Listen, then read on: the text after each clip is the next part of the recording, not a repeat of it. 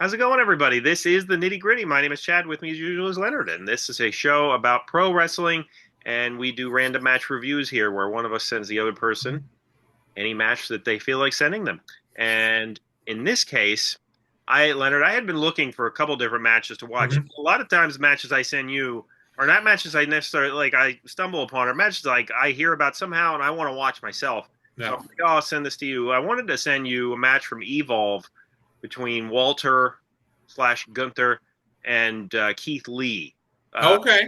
before they became stars. But like the only way to see that is by paying for the whole event, which I might do at some point. But like obviously that's not freely available. So I had heard about this match, which is a Ring of Honor match, and it is from Ring of Honor slash New Japan Pro Wrestling War of the Worlds Night 1, December 5th, 2015. Shinsuke Nakamura and Kazuchika Okada versus the Briscoes, Jay and Mark. And this is the video is about a little over 20 minutes long. And they, for those who don't watch Ring of Honor, they do something called the Code of Honor, and that is where people shake hands before the match, and I guess are kind of confirming that they will play by the rules and all that. And there was a funny moment at the beginning of this one where they are shaking hands, and Shinsuke Nakamura decides he's going to shake hands with everybody, including the referee and Okada, who is his teammate. Yes. There seems to be, I think the commentators say something like they're confused about shaking hands. Like they don't understand why that is happening. I did find that funny. Somebody in another thread talked about how if you look closely, you could tell Okada was fighting back laughter in that moment. But in any event, I thought that this match sounded interesting. I did not know that it had happened. And when I heard that this was the case, I was like, wow, I need to check out to see what that was like. There's a lot of Briscoe brothers matches that I haven't seen. hmm I've seen the ones that when after Tony Khan acquired Ring of Honor, some of those, and maybe a couple of the classics with Kevin Steen and El Generico. Yeah. But there's a bunch. They had their whole careers there. So this is one that I wanted to check out. Let's get to some of the play-by-play. So we start out with Okada and Jay, kind of a feeling out. We then go to Nakamura and Mark Briscoe, little chain wrestling submissions. Then they go to the outside and fight a little bit there. Nakamura delivers a couple key knees to Mark. Then you have Okada coming in with Mark.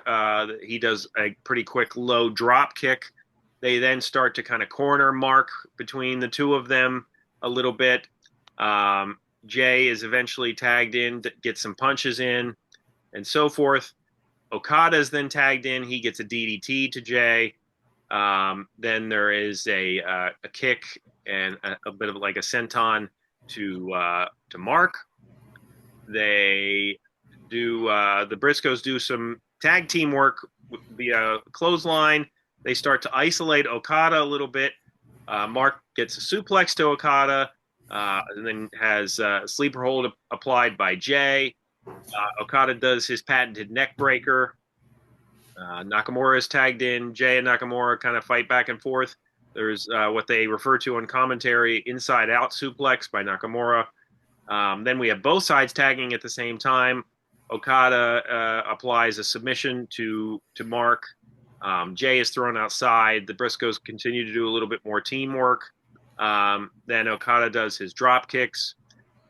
The Briscoes do their froggy bow move set. And then, of course, Shinsuke Nakamura does the Shinsaka, which I don't know if it was called that then, his knee.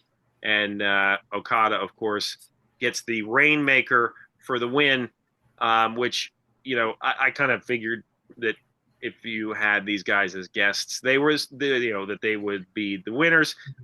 It's worth noting that this is the time frame of New Japan Pro Wrestling when AJ Styles and the Bullet Club were there.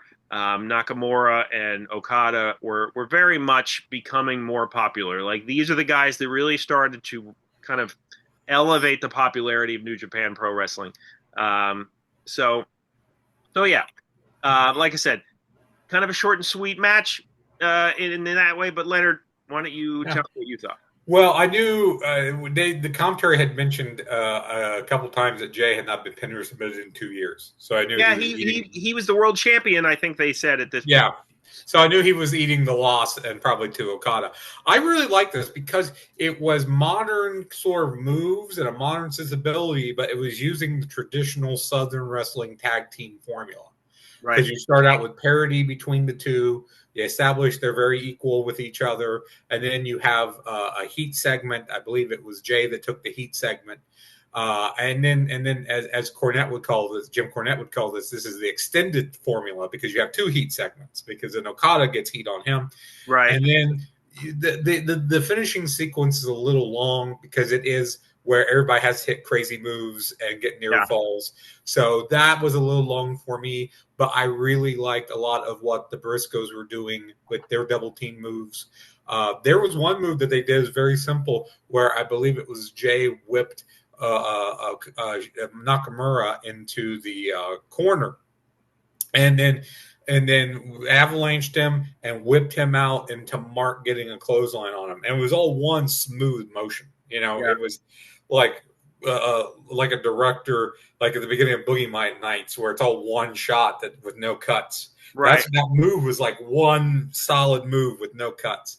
So I loved a lot of what the Briscoes, like you, I've watched some Briscoes. I haven't watched a lot.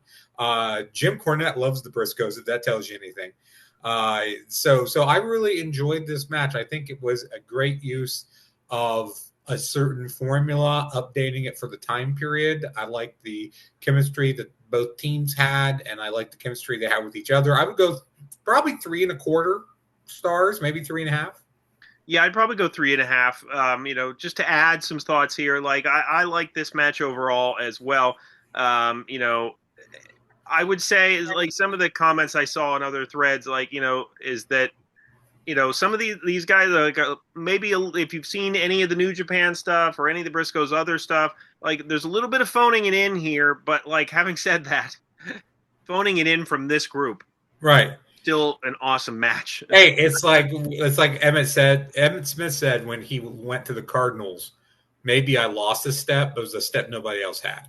Right. So them phoning it in is better than 90% of everybody else giving their all. Right. And like I think some people kind of refer to this as like just like a really good house show type match, which is probably pretty accurate as well. But yeah, I mean, this was it didn't overstay its welcome, and everybody quote unquote got their shit in. Yeah, I enjoyed it. Like I said, I would go about 3.5 as well. One day I will explore some of the other Briscoe brothers matches that are out there. But yeah, I thought this was a cool one. When one of the rare matches from Ring of Honor that you can find online, because I feel like anytime I hear about a good Ring of Honor match and I go to look for it, it's not available, or I have to get the Honor Club app, which historically, even before AEW acquired Ring of Honor, was not a great app. So, in any event, if you've seen this match or you know anything about it, please let us know and comment below. We also have a lot of other shows. We do rebooks and Unstable Stables, Stupid Questions, all that stuff. We're available wherever you listen to podcasts. Hit the like button, subscribe to our content. For Leonard, my name is Chad, and we will see you next time.